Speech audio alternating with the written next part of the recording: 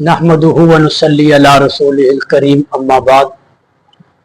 एक दोस्त ये सवाल पूछ रहे हैं कि इमाम जाफर सादिक रहमतुल्लाह अलैह का एक कौल है, वलदनी अबू बकरिन मर्रतैन, के जनाब सैयदना अबू बकर सिद्दीक रजी अल्लाह ताला अन्हु मेरे दोहरे बाप हैं।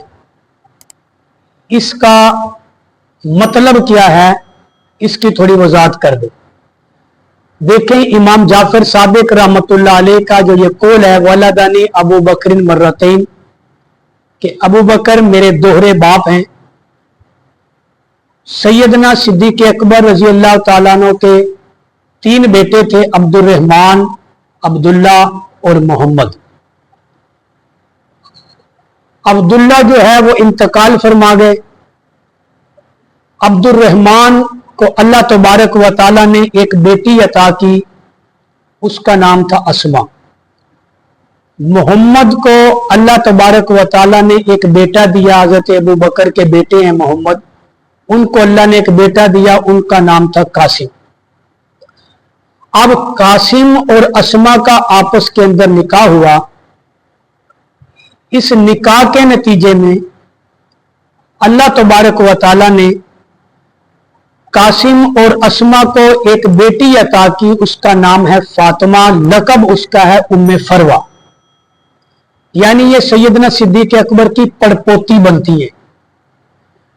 इनका निकाह इमाम बाकिर रहमतुल्लाह अलैह से हुआ। इमाम ज़ैनुल आबिदीन जो करबला में जिंदा बचे थे, उनके बेटे इमाम बाकिर, ये हजरत अली के पड़पोते हैं। इमाम बाकिर और सैयदा फातिमा जो उम्मे फरवा हैं, इनका आपस में निकाह हुआ। यानी हजरत अबू बकर सिद्दीक की पड़पोती और हजरत अलीउल मुर्तजा के पड़पोते इमाम बाकिर का निकाह हुआ। इस निकाह के फैज से अल्लाह ने उनको एक बेटा दिया, जिस बेटे का नाम है इमाम जाफर सादिक रहमतुल्लाह अलैह।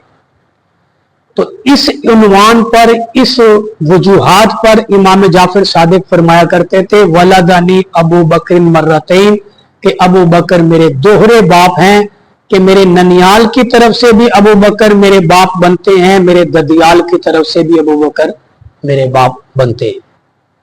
एक दो सवाल पूछ रहे हैं कि नूह अलैहिस्सलाम का असल नाम क्या था।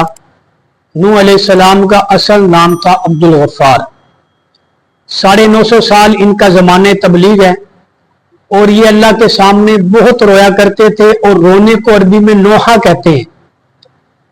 इस रोने की वजह से इनका लक़ब नूह अलैहिस्सलाम पड़ गया। असल नाम जो है वो पोशीदा हो गया, और लक़ब इनका मशहूर हो गया नूह, कि बहुत ज्यादा ये नोहा करते थे, रोते थे, अल्लाह के सामने गिड़गिड़ाते थे। असल नाम उनका अब्दुल गफ्फार है।